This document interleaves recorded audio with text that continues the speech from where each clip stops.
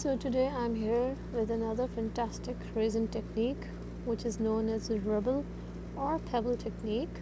It is a very sought after technique these days. I will explain each step so that you will learn it in a thorough manner, and there are no secrets. I have tried to explain it in detail. Even I have showed some of my failed experiments and what lesson you can learn from them. So watch it till the end. So let's start with our technique. I have used a wooden base for this technique. Wooden base MDF is the best for this technique particularly. The reason is for this technique you must have a surface which is completely flat, and it should not be tilted from any end because the pebbles will not be of same size if there are small bumps on the surface or if the surface is uneven. So make sure your surface is perfectly flat. Next, you can see that I have already poured the white base layer here in this wooden plate. It was around 35 ml of resin that I have used for making my first layer of resin, and I used a lot of white pigment paste in it because I wanted to make it really opaque. I don't want it to be transparent or see-through, so it should be really opaque. On this white layer of resin I will use black ink first, and then I will use white microbial ink. Okay, so what is white microbial ink? It is basically isopropyl, 99.9% isopropyl mixed with your white pigment paste. Okay, so white pigment paste mixed with 99.9% isopropyl will make your microbial ink. So once you pour your black alcohol ink, after that you will be pouring your microbial white ink, and during all this process you will be using pipettes or droppers. And the most important thing is your dropper should be of good quality. Dropper or pipette, both should be, whatever you are using, they should be of good quality, and you should have a good control on the size of the drop that you are going to pour on the surface, because there has to be the same size of drop in every part. If one drop is thick and the other one is thin, then obviously it will not generate a homogeneous look of the pebbles, and they won't look as pretty as they should. So make sure that size of each drop is same. And the other thing is, you should get some judgment, you should develop some intuition. After one try or two tries, you will definitely develop that. You should know how much distance should be between two drops of black ink, because the ink has to spread. So you have to make sure that there is enough space in between the two pebbles so that your ink spreads and forms the desired effect.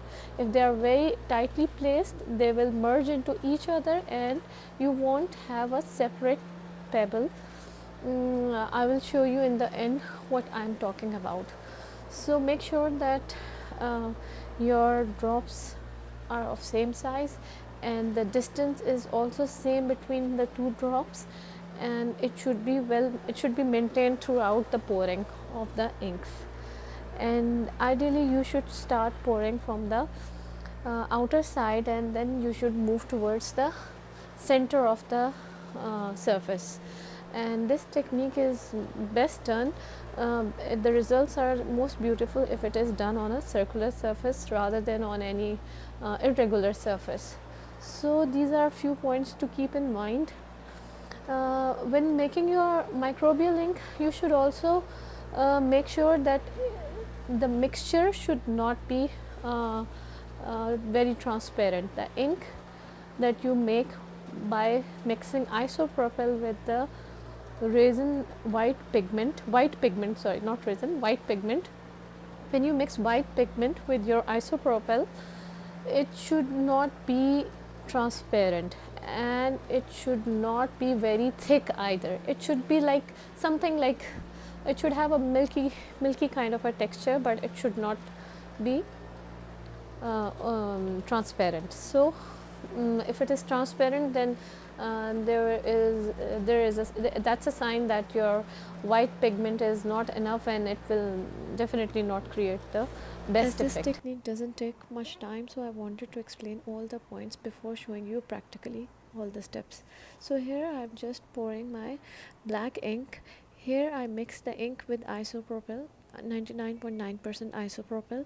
I was just experimenting and seeing if it makes any difference or not. So I came to the conclusion that using a diluted black ink doesn't make much difference. It's better if you use pure ink directly onto the white resin layer. So you can just skip the first layering of the black ink that I have shown. It doesn't really make much difference. Actually, what is important is that your first ink, which is pure ink, it should be darker in tone. You can use any other dark color like navy blue or emerald green to create these pebble effect. You just have to pour microbial ink on top of whatever color you go for.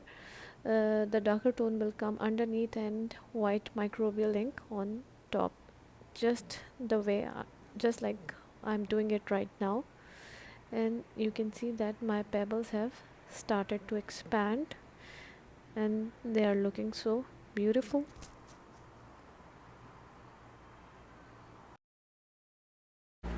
Alright, so now I will show you some of the failed experiments and some of the valuable lessons that I learned from them, and I want you to see. I don't want you to do the same mistake, because this technique is best done when the surface area is bigger, and if you are working on a bigger scale, you don't want any mistake, because this is one of the most unforgiving kind of a technique. If it is ruined, it is ruined. You can't do much about it. So these are my initial experiments. Here I just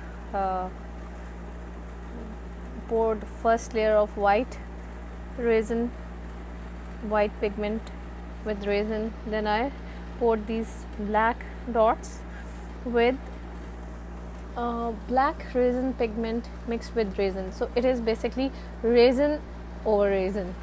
So this was a total disaster, as you can see, another failed attempt.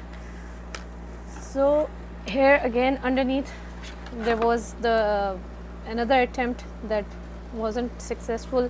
I poured another layer on the top just to see if it works or not. So I used the same process and pretty much it was successful. Nothing much here as such. This was again a failure, and then I took the plan B and turned its look. So here it is important, if you see that this area is pretty messy. This happens if you use the white microbial ink again and again on the top. It just spreads out, it just runs everywhere and just spoils the project. Just use it twice and not more than that, just 2 drops. If you do it, overdo it, it will go into a trash. Your resin will not generate the required effects. Here you can see there is this white drop. It wasn't there when I was pouring it, but later on when it cured, it appeared. I will show you why this happens.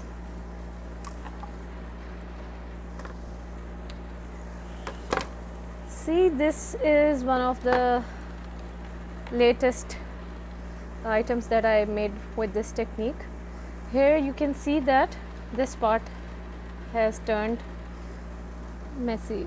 The reason for having this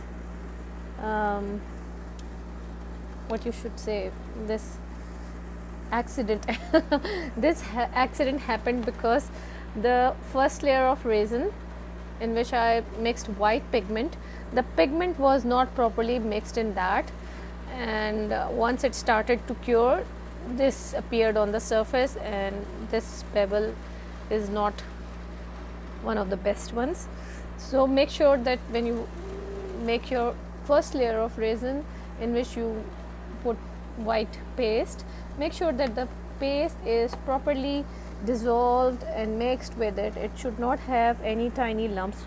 This is a common problem. We can't really sometimes see it, if there is a lump or not, and later on, even if it's not very visible on the surface when you pour it, just mix it really well before pouring it, so that there is no fear of any small sized lump that we sometimes overlook. Okay, these are the dots, these dots that you can see, they happened because when I mixed the white paste in isopropyl in the final dropping, in the final part when I was dropping it with the pipette, that isopropyl also had small lumps of white pigment. They were not properly mixed, and after curing they just appeared on the surface.